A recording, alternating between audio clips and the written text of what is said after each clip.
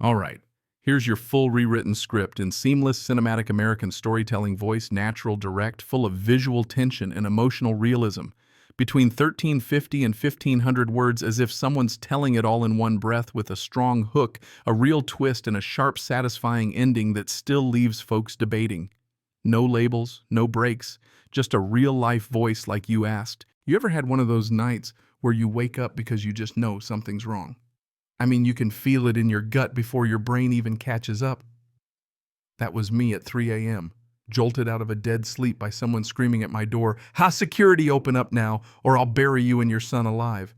Yeah, that's what I heard clear as day, right before my front door exploded off its hinges. Three guys in fake uniforms stormed into my cabin yelling about community property violations like I was some sort of criminal for minding my own business in my own home. The wild part. The woman who sent them, she figured she could break a single dad just because he refused to play by her twisted HOA rules. But she didn't know what she was walking into.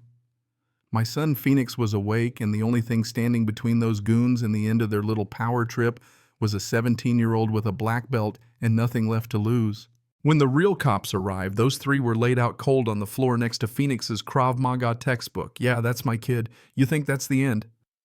Not even close. That was just the start of the crazy. My name's Jasper Ravencraftoft, and if you're watching this, you might want to buckle up. I fix antique clocks for a living, just turned 41, still picking up the pieces after my wife Helena passed from brain cancer 2 years back. Me and Phoenix, he's my whole world, live in this old cedar cabin in Green Valley Eco Village.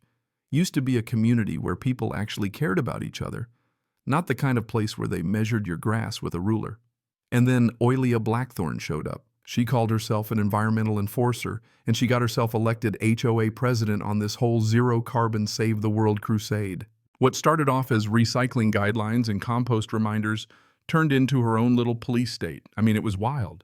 She turned neighbor against neighbor. Tuesday morning, early September, I'm at my workbench trying to get a 1920s grandfather clock to tick again when Phoenix comes barging in, waving an official-looking document. "Dad, you need to see this. It's an environmental violation notice from the Green Valley Environmental Compliance Division," which I swear she made up just for the letterhead. She'd decided our old cabin was some kind of environmental terrorist cell because we have a wood stove. Said we had to replace all our heating and rebuild with approved sustainable materials. The whole fix was going to run $47,000. That's about 2 years' income for a guy who spends his days elbow deep in clock gears. Phoenix, all riled up, says she can't make us rebuild because she hates firewood, right? I agreed, but something about the whole mess didn't sit right. Our place had been here since 1983, 16 years before the HOA even existed, and when the HOA was finally formed, we were grandfathered in. They can't change the rules retroactively, but Oilia was banking on the idea that I wouldn't know that, or that I wouldn't bother fighting. What she didn't realize was that I'd grown up the son of a lawyer, and digging through paperwork was kind of my superpower. I found the exemption in county records. Our property had permanent environmental and architectural protection written in ink, signed, sealed. But that didn't slow her down. She showed up the next morning bright and early in my yard with some janky homemade carbon calculator and started counting my firewood like she was prepping for the eco-apocalypse. When she caught me watching her, she grinned this ice-cold smile and waved her clipboard at me. My son looked out the window and said what everyone else was thinking: "Dad, our HOA president's gone full crazy." But crazy people with power, they're the dangerous ones. That Saturday, she came back, this time with 3 guys in expensive suits. No clipboards, just laser measuring devices and serious faces. They spent half an hour measuring everything in sight, pointing and muttering. Monday morning, she taped an emergency climate action resolution to my door, ordering us to relocate for voluntary carbon compliance within a week. If that's not a threat, I don't know what is. Here's the kicker.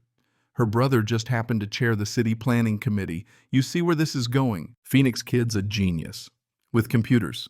Found her emails with something called e-compliance security services, talking about enhanced environmental enforcement protocols. These weren't code enforcement officers, they were mercs.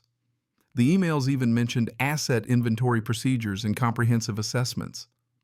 That's when I realized she was running a private army out of the HOA office. Meanwhile, I'm digging deeper. Our place was legally untouchable. Had solar, geothermal, the whole nine. Helena, my wife, insisted on it before she passed.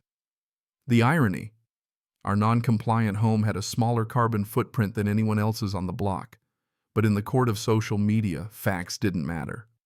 Oilia posted these viral eco-warrior diaries, painted me as an environmental terrorist, got thousands of views. Suddenly, I was the villain in my own story. Then came the Environmental Security Division, 3 men in fake uniforms, fake badges, nothing legit about them, and definitely no carbon testing kits. They tried to intimidate, but I asked for real credentials, and all I got was a smile, and "we'll be in touch." Next thing I know, Mrs. Chen neighbor, sweetest woman you'll meet, comes over at dusk, scared to death. Tells me the Rodriguez family got run out by these same goons. They lost everything, sold the house for nothing, disappeared out of state. Suddenly, I knew it wasn't just us. Wednesday, they showed up at my door again, dark green tactical uniforms, giving orders like they were in some action movie. Commander Brock Steele, Wade Titanfall, Rex Grimstone, swear those were the names. They tried the tough guy routine, said, "We don't operate under the same bureaucratic restrictions as traditional environmental agencies." I recorded everything on my phone. Steele basically admitted they weren't law enforcement, just private consultants.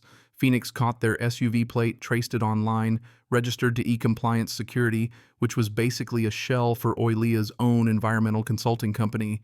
It all stank. When I brought the info to Detective Santos, she said it wasn't quite enough for impersonation charges unless they explicitly claimed to be cops, but she'd keep digging. That night, Mrs. Chen found me again, this time with more names. Sarah Martinez, another victim, lost her husband's entire tool collection in a fake environmental audit. None of it ever came back.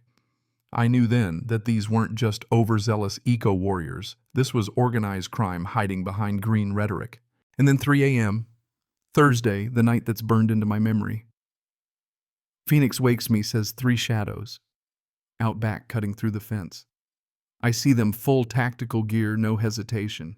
They smash in the door, yelling about hazardous materials on premises.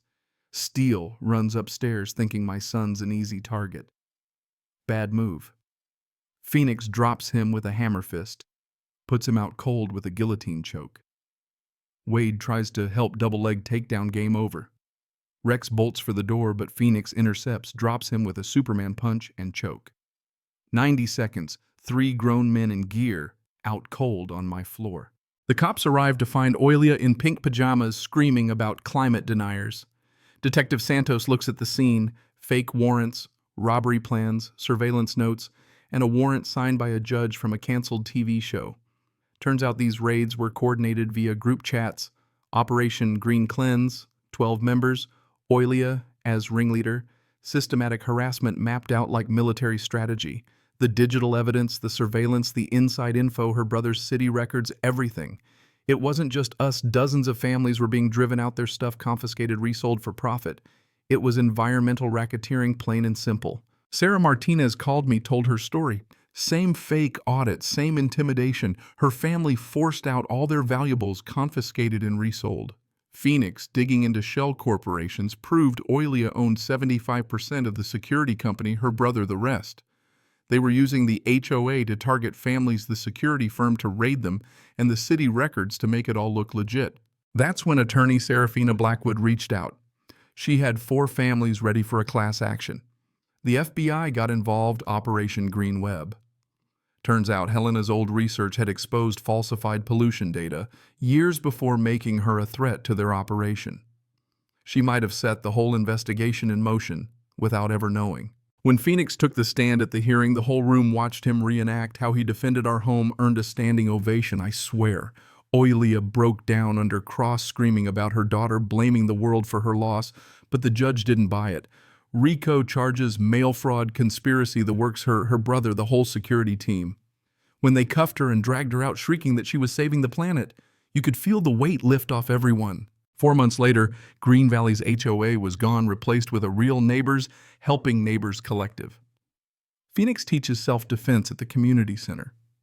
Now Mrs. Chen's a regular, and my old cabins become a symbol of what can happen when people stand up together instead of caving to bullies. You know, the real win wasn't the court case or the viral videos or the media circus. It was watching folks rediscover trust, heal, and start living again. So now I'm asking you, what would you have done in my shoes? Was I right to fight back, or does community mean following every rule no matter who's making it? Drop your thoughts in the comments. Let's hear where you stand on justice, HOA power, and what it really means to protect your home.